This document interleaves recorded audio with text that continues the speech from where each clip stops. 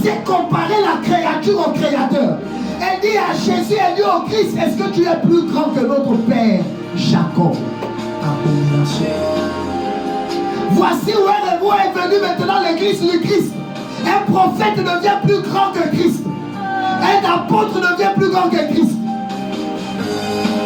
Un pasteur devient plus grand que Christ. Au point où les paroles de Christ n'ont plus de valeur face aux paroles d'un homme.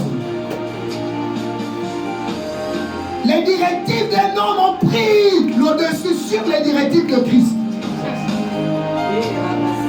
Et voici comment l'église est couverte d'obscurité. Et les églises ont l'onction de la Samarie maintenant. Les adorateurs ont l'onction samaritaine.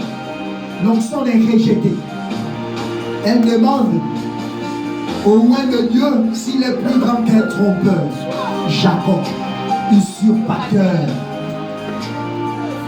Et c'est pourquoi c'est à elle que le Christ va dire, vous adorez ce que vous ne connaissez pas. Et voici vos problèmes aujourd'hui. Si le Fils de Dieu ne connaissait pas qui il adore, il ne devait pas dire il est écrit. Il ne devait pas dire il est écrit. Le Christ dit à la femme samaritaine, vous adorez ce que vous ne connaissez pas.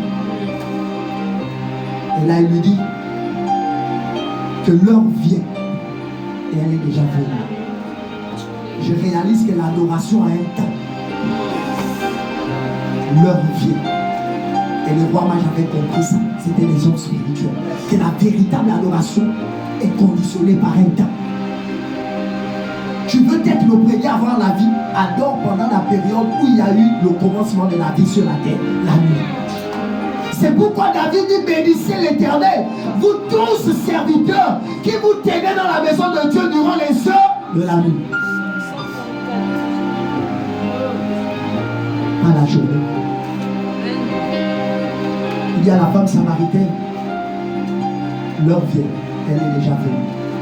Tous les véritables adorateurs vont adorer le Père. Et là je réalise que l'esprit et la vérité dans le monde spirituel sont des matières.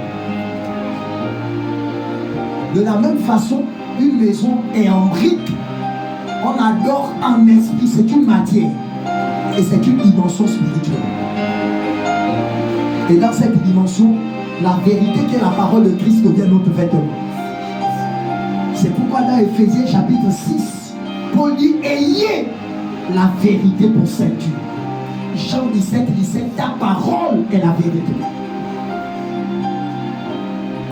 Dans la dimension de l'adoration, lorsqu'il y a eu la transfiguration, l'évangile devient un vêtement.